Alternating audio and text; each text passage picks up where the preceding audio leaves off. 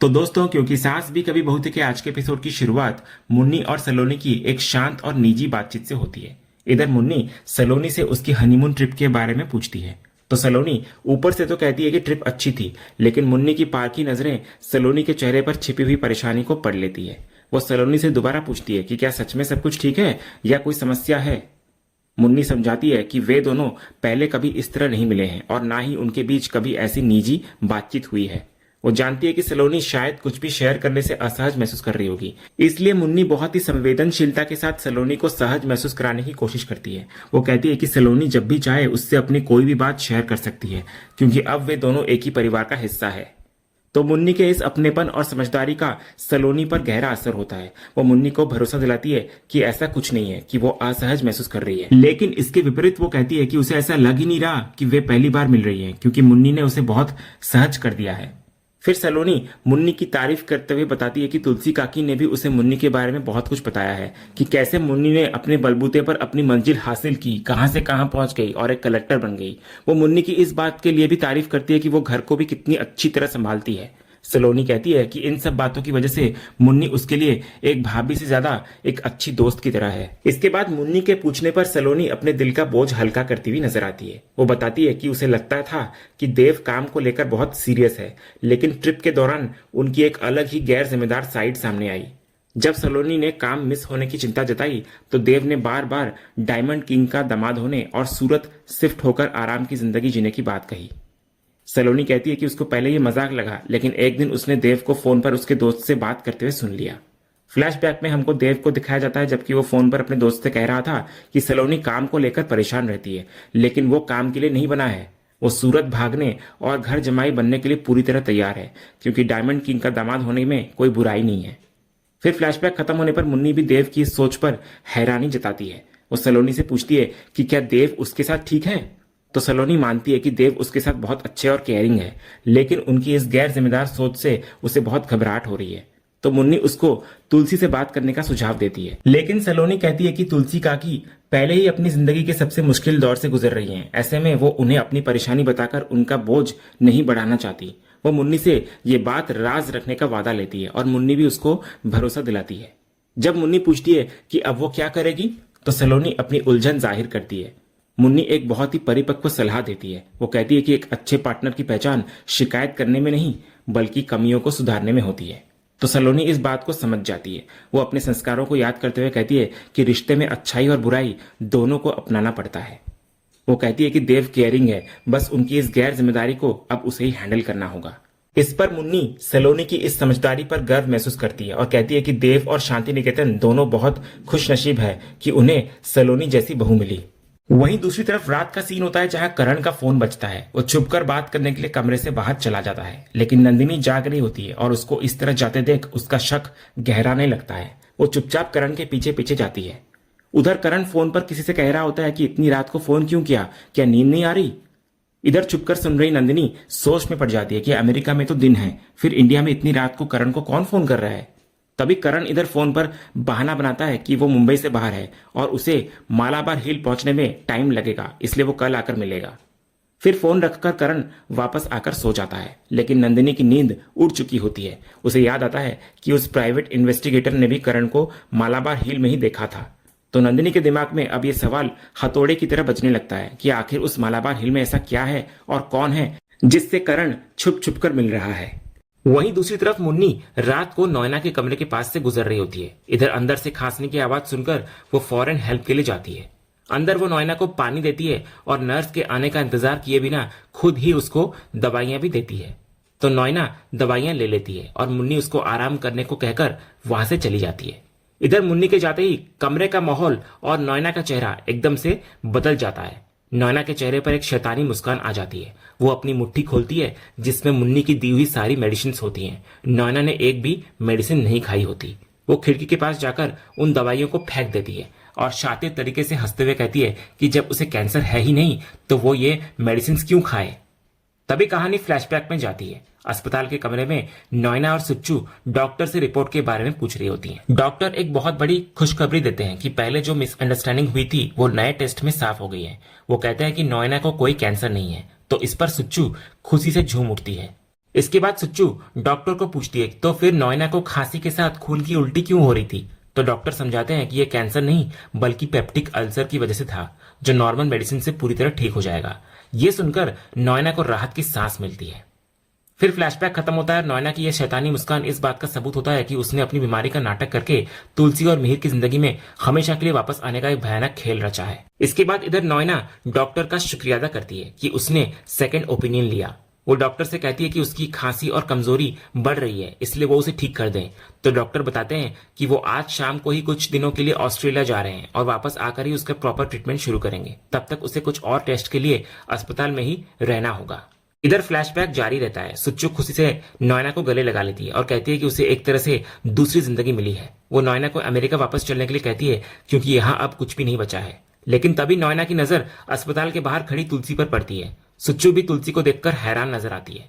नॉयना के चेहरे पर एक शातिर मुस्कान आती हुई नजर आती है। वो सुच्चू से कहती है कि उसको सच में दूसरी जिंदगी मिली है और इस नई जिंदगी में उसे वो सब मिलेगा जो पिछली में नहीं मिला, यानी कि मिहिर। सुच्चू उसको टोकती है ये सब कहने से, लेकिन नॉयना एक खतरनाक इरादे के साथ कहती है कि इस बार मिहिर को उसका बनाने का काम कोई और नहीं बल्कि खुद तुलसी करेगी। वो सुच्चू को हिदायत देती है कि अगर वो उसे खुश और जिंदा देखना चाहती है तो उसे बस वही करना होगा जो वो कहेगी। इधर फ्लैशबैक खत्म होता है और नॉयना अपनी शैतानी मुस्कान के साथ खुद से बात कर रही होती है। वो कहती है कि उसने जो सोचा था बिल्कुल वही हुआ, तुलसी खुद उसके पास आई। फिर फ्लैशबैक में हमें वो पल दिखाए जाते हैं जब तुलसी ने नॉयना को अस्पताल में देखा था, जब सुच्चू ने तुलसी को नॉयना के ब्लड कैंसर का झूठा सच बताया था और जब नॉयना ने तुलसी से मिहिर की सुहागन बनकर बनने की आखिरी इच्छा मांगी थी।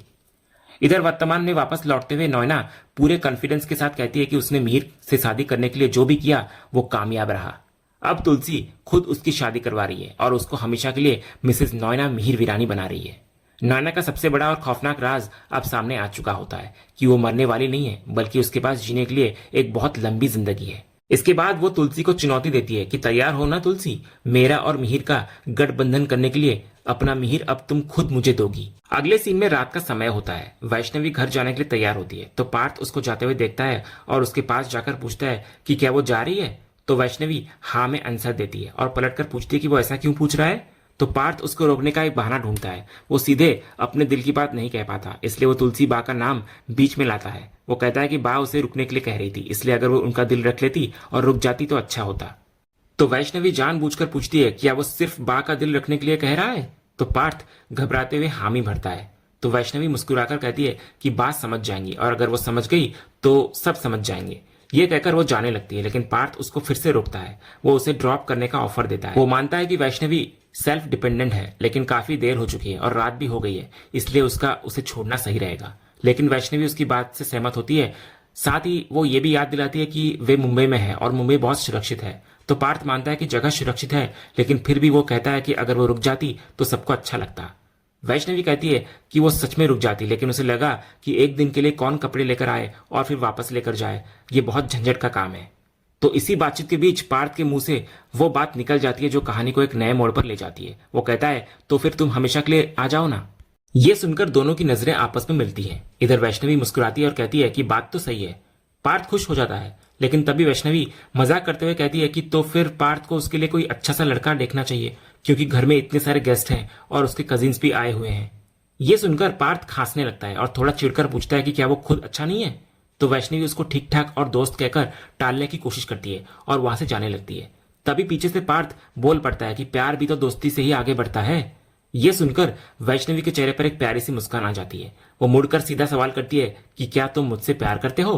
तो पार्थ इस सीधे से सवाल पर पूरी तरह कंफ्यूज होता हुआ नजर आता है। वो हाँ और नहीं के बीच उलझ कर रह जाता है। तो वैष्णवी उसको प्यार से छेड़ते हुए कहती है कि वो पहले अपना कंफ्यूजन दूर कर ले, फिर वे बात करेंगे। इतना कहकर वो मुस्कुराते हुए वहां से चली जाती है और पार्थ अपनी ही बातों में उलझा रह जाता है। अगले सीन में सुच्चू नॉयना से पूछती है कि वो अभी तक क्यों जाग रही है। तो नॉयना खुशी के मारे कहती है कि मिहिर के साथ उसकी शादी में सिर्फ 24 घंटे बचे हैं, तो उसे नींद कैसे आ सकती है। तो सुच्चू भी इधर दुआ करती है कि बस कैसे भी करके ये शादी हो जाए।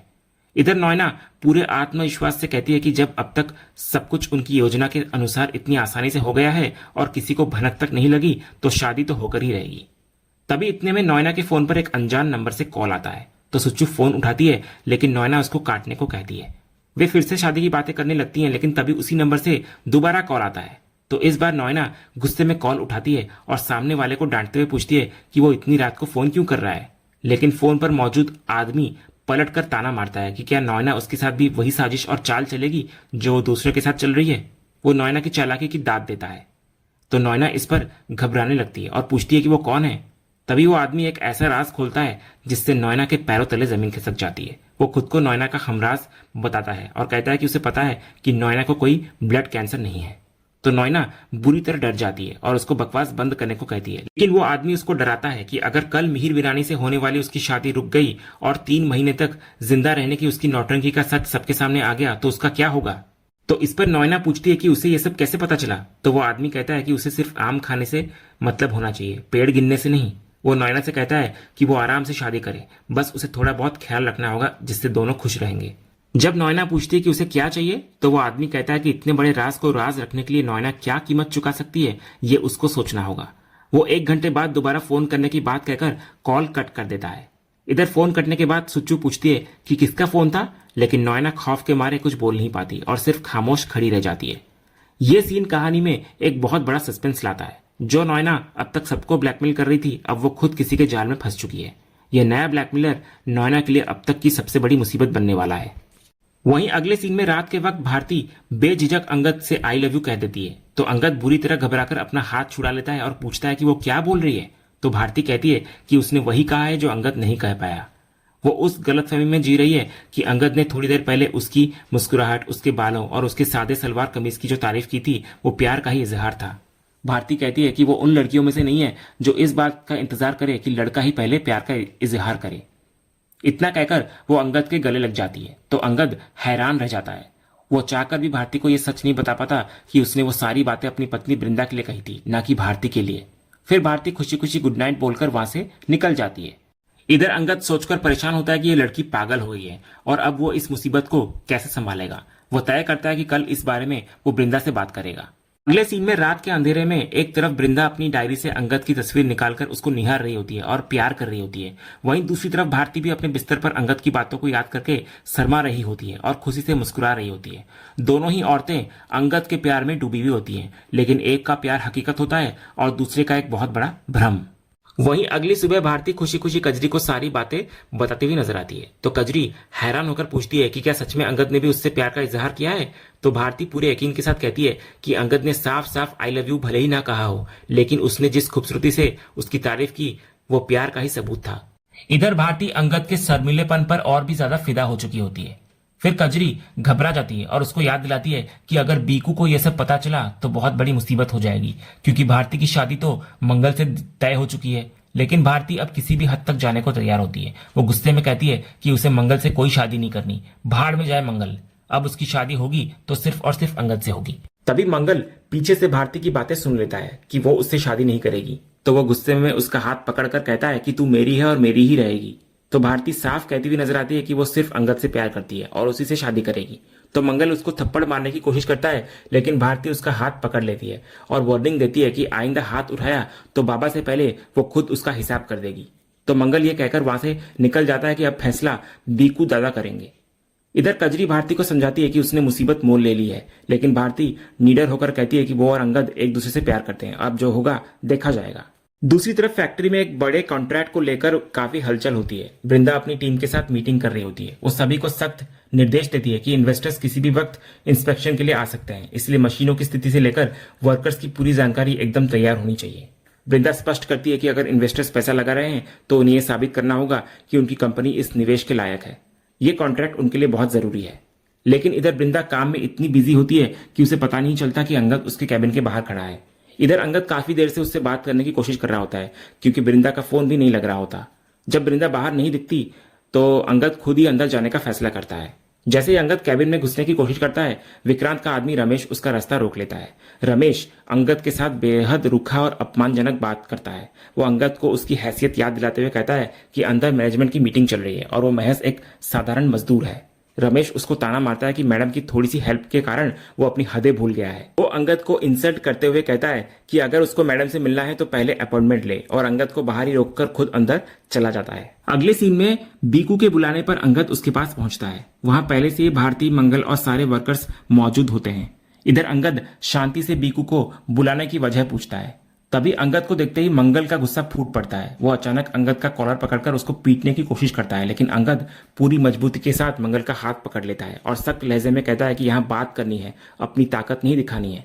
तो मंगल भड़कते हुए अंगद पर इल्जाम लगाता है कि वो जब से आया है सिर्फ गड़बड़ कर रहा है।